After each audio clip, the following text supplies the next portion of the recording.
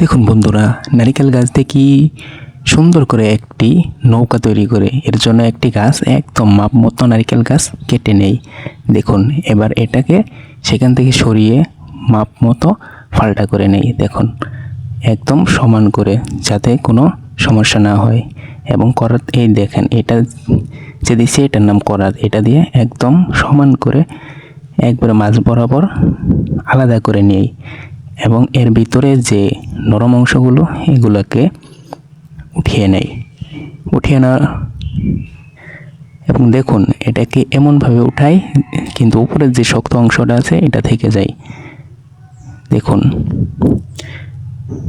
দেখুন একদম সমান করে দিচ্ছে।